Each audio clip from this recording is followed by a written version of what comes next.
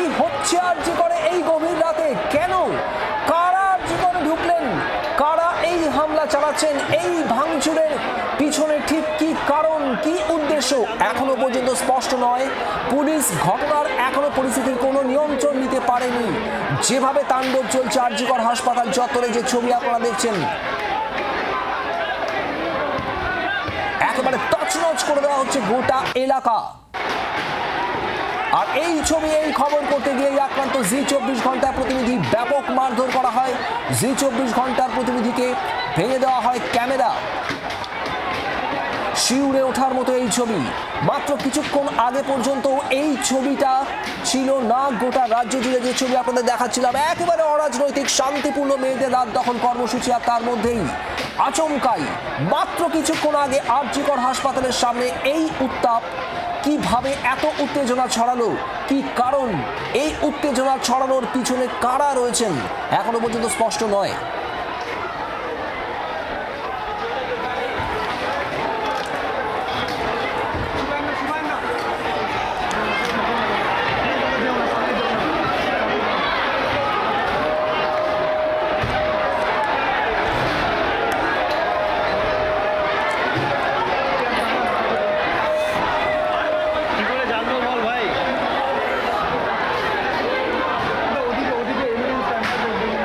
আরজিকর হাসপাতাল জুড়ে তাণ্ডব, ধ্বংসলীলা চলছে, ধ্বংসলীলা চালানো হচ্ছে একদল মানুষের নেতৃত্বে। কিন্তু যারা এই ধ্বংসলীলা চালাচ্ছেন তারা কারা, এই প্রশ্নটাই এই মুহূর্তে একেবারে সব থেকে বড় হয়ে দাঁড়াচ্ছে।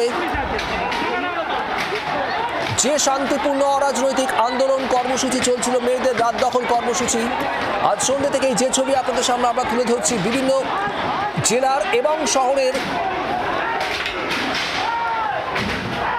সেই শান্তিপূর্ণ কর্মসূচির মধ্যেই আচমকাই এই উত্তেজনা, একেবারে তীব্র অচলাবস্থা গোটা আরজিকর চত্বরে। আপনারা দেখছেন সেই ছবি, একেবারে তছনছ করে দেওয়া হচ্ছে, ভেঙে গুড়িয়ে দেওয়া হচ্ছে অনেক কিছুই।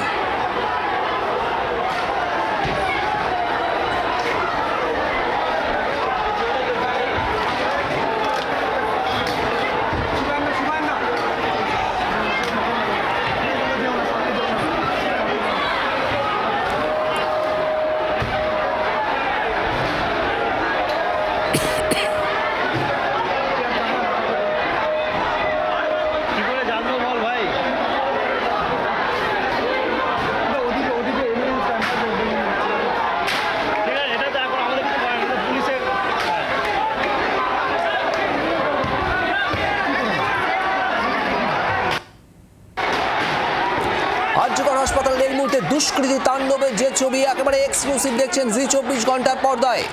যারা এই তাণ্ডব চালাচ্ছেন, যারা একেবারে তছনছ করে দিচ্ছেন এই আরজিকর হাসপাতালের সামনের অংশ এবং হাসপাতালের ভিতরের বিভিন্ন অংশেও যে ভাঙচুর চালানো হচ্ছে বলে খবর, তারা কারা, এই দুষ্কৃতীদের কোনো পরিচয় কি জানা যাচ্ছে এখনো পর্যন্ত প্রসেনজিৎ? দেখো, এদের কোনো পরিচয় এখনো আমরা জানতে পারিনি এবং এখনো পর্যন্ত আমরা যা দেখতে পাচ্ছি, এই মব কিন্তু এখনো পর্যন্ত সামনে রয়েছে। পরিস্থিতি যথেষ্ট বাজে এবং এখনো পর্যন্ত সমানভাবে কার্যত ভাঙচুর চলছে এবং লোকজন সেখানে দাঁড়িয়ে রয়েছে। ফলে তুমি পরিস্থিতি বুঝতে পারছো কোন জায়গায় আছে। এবং এই মব যখন হঠাৎ করে আরজিকর হাসপাতালের ভিতরে প্রবেশ করে, তখন তাদের হাতে রড থেকে বাঁশ থেকে শুরু করে সমস্ত কিছু কার্যত মজুদ ছিল এবং সেখান থেকে তারা হঠাৎ করে হামলাটা শুরু করে। পুলিশকে তারা এমার্জেন্সি অবধি প্রবেশ করে। প্রসেনজিৎ, এইখানে একটু জানতে চাইবো যে তোমার কাছ থেকে, এর আগেও আমরা আরজিকরের সামনে ছবিটা দেখছিলাম, একেবারে শান্তিপূর্ণ আন্দোলন কর্মসূচি চলছিল, হাসপাতালে জুনিয়র ডাক্তাররা করছিলেন, বাকিরা তাদের মতো করে আন্দোলন কর্মসূচি করছিলেন বাইরে। তাহলে এই ভাঙচুরটা হঠাৎ কখন থেকে কিভাবে শুরু হলো? যারা ভাঙচুর চালাচ্ছেন তারা কি বাইরে থেকে এলেন? দেখো, তারা সবাই বাইরে থেকে এসেছেন এবং বিভিন্ন র্যালি, যেটা আরজিকরের দিক থেকে হয়ে শ্যামবাজারের মুখ দিয়ে যাচ্ছে এবং শ্যামবাজারের মুখে যে আরো বিভিন্ন র্যালি আসছিল, এই মব থেকে হঠাৎ করে কিছু বিশাল সংখ্যক একটি মব হঠাৎ করে আরজিকর হাসপাতালের দিকে চলে আসছেন এবং তারপরে তারা গিয়েছে সামনে যে পুলিশ নিরাপত্তা প্রবেশ করেন। প্রবেশ করার পর ভাঙচুর করতে শুরু করে এবং তুমি দেখলে, তুমি তারা যে বিক্ষোভকারী ছিলেন বা বিক্ষোভকারী ছিলেন সেটা দেখলে তুমি বুঝতে পারবে, কারণ তার হাতে রীতিমতো জাতীয় পতাকা ছিল এবং এখনো পর্যন্ত আমি একদম সামনে দূর থেকে দেখার চেষ্টা করছি, একেবারে সামনে এখনো পর্যন্ত কিন্তু মব উপস্থিত রয়েছে এবং গোটা ওই এমার্জেন্সি সামনের যে চত্বর, সেই চত্বরে তো এই যারা দেখতে পাওয়া যাচ্ছে।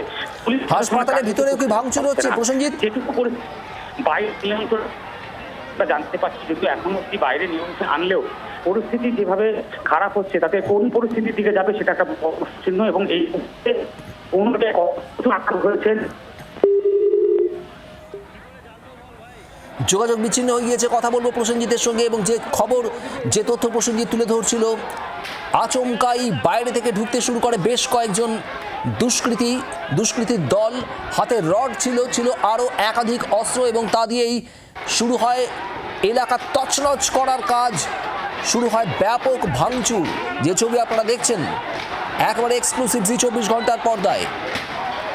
মেয়েদের রাত দখল কর্মসূচি, আর এই কর্মসূচির মধ্যেই রাত 12:30টার পরেই আচমকাই প্রবলভাবে উত্তপ্ত আরজিকর হাসপাতাল চত্বর। হাসপাতালের বাইরে এবং হাসপাতালের ভিতরে ঢুকেও ব্যাপক ভাঙচুর, একেবারে ছত্রভঙ্গ করে দেওয়া হচ্ছে গোটা হাসপাতাল চত্বর। ঠিক কী কারণে এখনো পর্যন্ত স্পষ্ট নয়। কারা, যারা এই ভাঙচুর চালাচ্ছেন তাদের পরিচয়ই বা কি স্পষ্ট নয় এখনো কোনো কিছুই। গোটা পরিস্থিতি নিয়ন্ত্রণে আনতে চেষ্টা চালাচ্ছে পুলিশ, যদিও সংখ্যায় পুলিশের সংখ্যা কম। যেমনটা জানা ছিল প্রসেনজিৎ, পুলিশ এখনো পর্যন্ত পরিস্থিতি নিয়ন্ত্রণ আনতে পারেনি।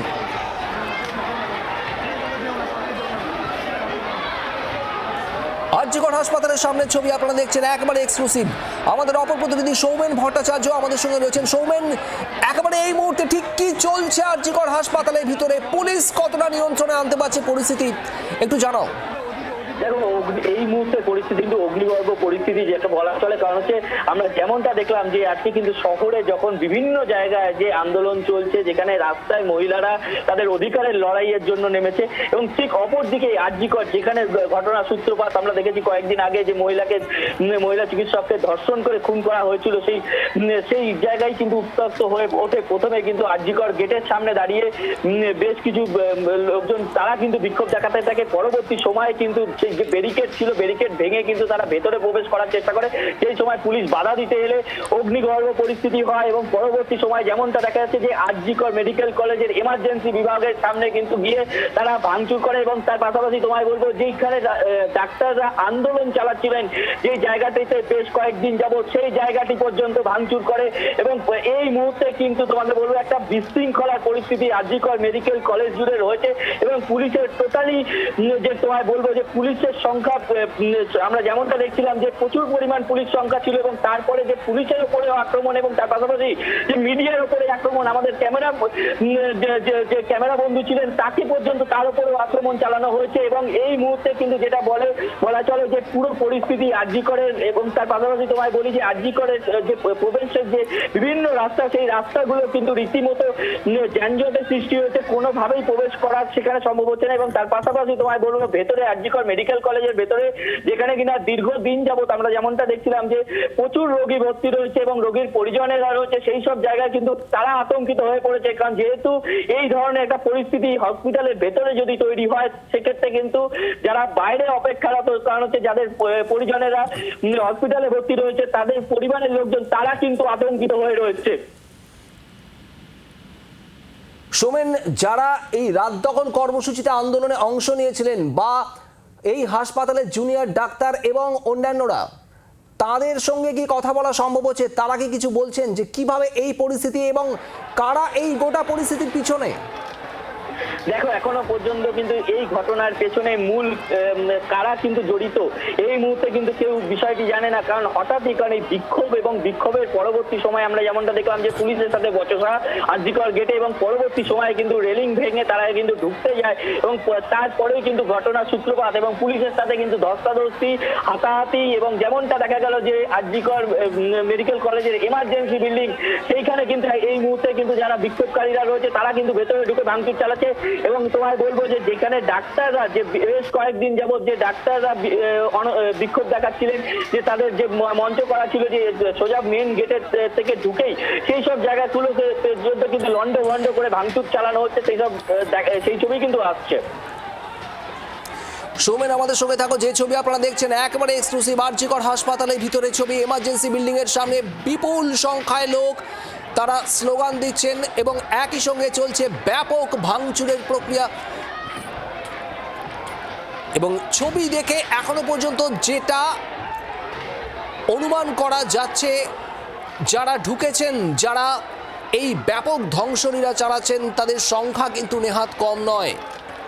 কয়েকশো মানুষ তারা ভিতরে ঢুকে এই ব্যাপক তাণ্ডব চালাচ্ছেন গোটা আরজিকর জুড়ে। আপনারা দেখতে পাচ্ছেন সেই ছবি, একেবারে এক্সক্লুসিভ। চেয়ার টেবিল ছুঁড়ে ভাঙা হচ্ছে, ভেঙে ফেলা হচ্ছে ফ্যান, বিভিন্ন প্যান্ডেল, শামিয়ানার বিভিন্ন অংশ একেবারে ছত্রভঙ্গ করে দেওয়া হচ্ছে আরজিকর হাসপাতালের ভিতরে। এমার্জেন্সি বিল্ডিংয়ের সামনেও ব্যাপক মানুষ তারা বিক্ষোভ দেখাচ্ছেন এবং ভাঙচুরের চেষ্টা চালানো হচ্ছে আরজিকর হাসপাতাল চত্বরে। দেবাঞ্জন বন্দ্যোপাধ্যায় আমাদের অপর প্রতিনিধি রয়েছেন আমাদের সঙ্গে। দেবাঞ্জন, ঠিক কি হলো হঠাৎ এই রাত 12:30টার পর গোটা আরজিকরে এই ব্যাপক ধ্বংসলীলা? কারা চালাচ্ছে কিছু জানা যাচ্ছে এখনো পর্যন্ত?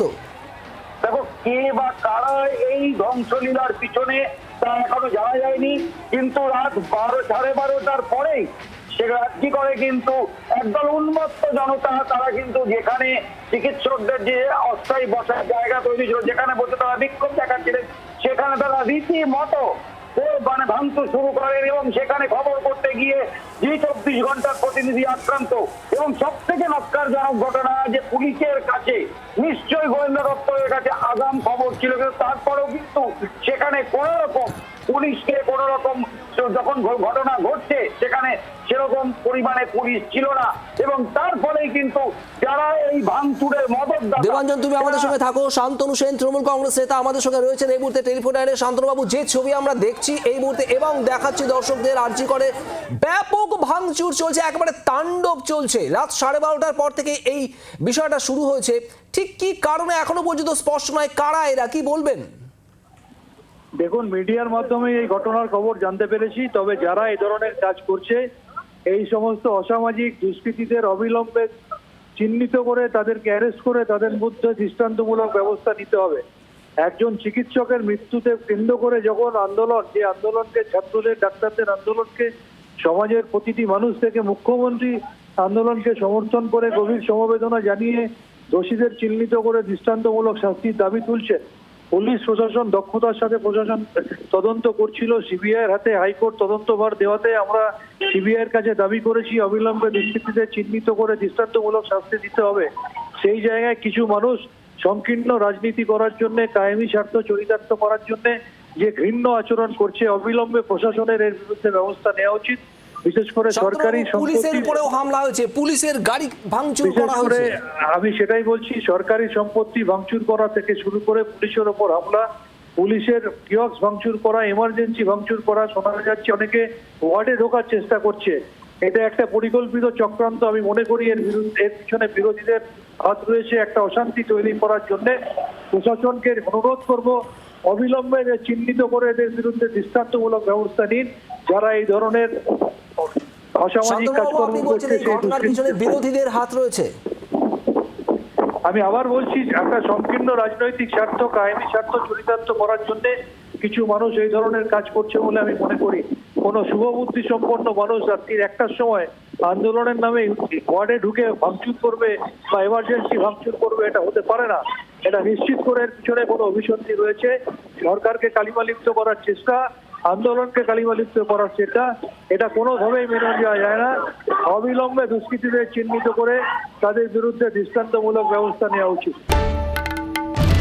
বাংলার আওয়াজ, বাঙালির আবেগ, জি 24 ঘন্টা।